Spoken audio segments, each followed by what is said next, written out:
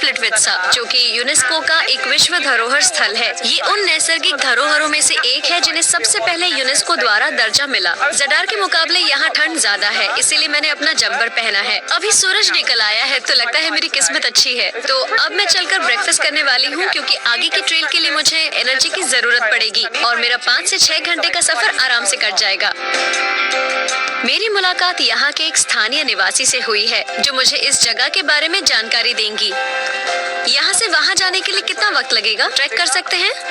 जी हाँ, बिल्कुल। आपको एक पूरा दिन लगेगा। तकरीबन 5 से 6 घंटे लगते हैं, जिसमें आप लोअर और अपर लेक्स देख पाएंगी। तो यहाँ देखने के लिए कोई व्यू पॉइंट्स हैं? कोई अच्छे पॉइंट्स? हाँ, आप देख सकती हैं। एंट्रेंस के पास ही एक व्यू पॉइंट है, जिसका नाम है बिग कैस्केड या वैली लीकी स्लैब। हम लोग इसे बिग फॉल भी कहते हैं। और इसके अलावा आप अपर लेक और लोअर लेक के व्यू पॉइंट्स भी देख सकती हैं, जिसके लिए आपको 45 मिनट से 1 घंटे का समय लगेगा। Okay, not too bad. तो हमें चलना होगा या बोट लेनी होगी इन्हें देखने के लिए? ये दोनों करना पड़ेगा और साथ ही बस भी लेनी होगी। Lovely, thank you. Thanks.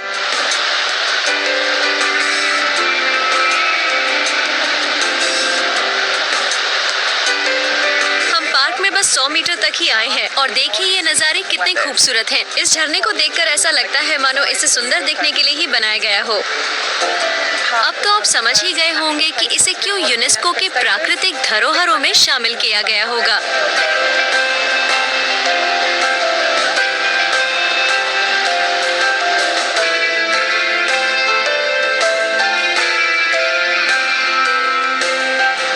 Track के लिए कई सारे रूट्स हैं। आप नीचे जाके झरने देख सकते हैं और वहाँ टहल सकते हैं, लेकिन मैंने अपर रूट लिया है ताकि मैं बर्ड आई व्यू ले सकूं। ये कुछ सालों पहले ही टूरिस्ट मैप पर आया है। उससे पहले इसे डेविल्स गार्डन बोला करते थे और यहाँ बहुत कम लोग आने की हिम्मत रखते थे। ये अच्छी बात है कि अब दुनिया को इसके बारे में पता चल गया है।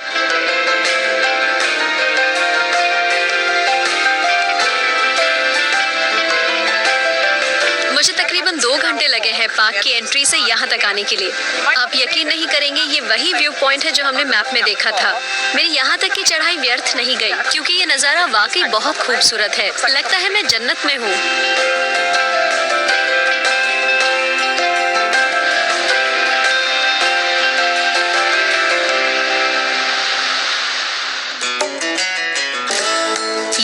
बड़ी हैरानी होती है कि फूल, हरियाली और झरनों से भरी इस जगह पर क्रोएशिया के युद्ध के दौरान सबसे पहला आक्रमण किया गया था।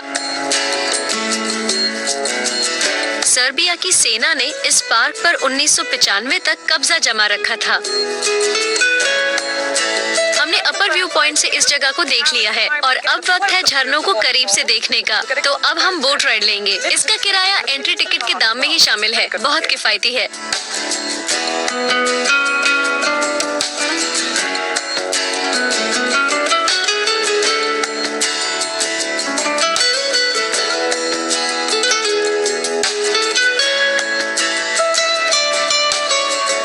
राइड करीबन 15 से 20 मिनट तक की है। आप बड़े तालाबों और झरनों तक जा सकते हैं जहां आप चलकर नहीं पहुंच सकते। और जैसे कि आप देख सकते हैं, बोट पूरी तरह से फुल है और लोग बहुत एक्साइटेड हैं। यहाँ के 16 तालाब 92 झरनों से जुड़े हुए हैं, जो सारे जाकर कोराना नदी में मिलते हैं। यहाँ तक का ट्रैक बिल्कुल थका देने वाला है, लेकिन इन नज़ारों को देख आपकी थकान दूर हो जाएगी।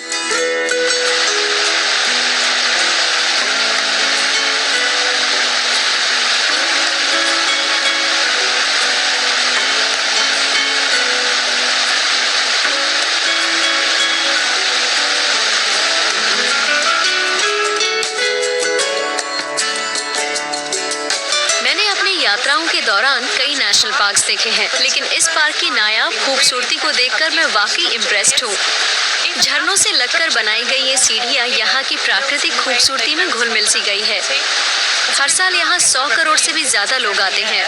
फिलहाल मैं सुन सकती हूँ झरनों की गड़गड़ाहट, पक्षियों की आवाज, ट्रैफिक का शोर नहीं है, लोगों का शोर नहीं। बिल्कुल परफेक्ट है। जाता है कि ब्लैक क्वीन नाम की एक दयावान परी ने प्लिटवित्सा के जलाशयों को यहाँ के काम करने वाले गरीब मजदूरों को सूखे से बचाने के लिए बनाया था। आसपास देखकर मैं इस कहानी को जरूर मान सकती हूँ।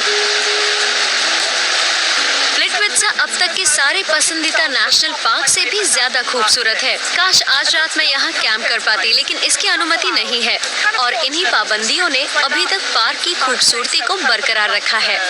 मैं तो अपना पूरा दिन यहाँ बिता देती, लेकिन मुझे वापसी की बोट लेनी है।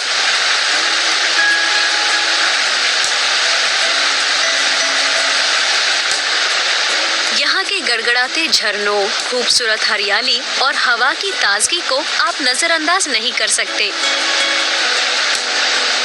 ये एहसास मेरे जहन में काफी समय तक ताजा रहने वाला है।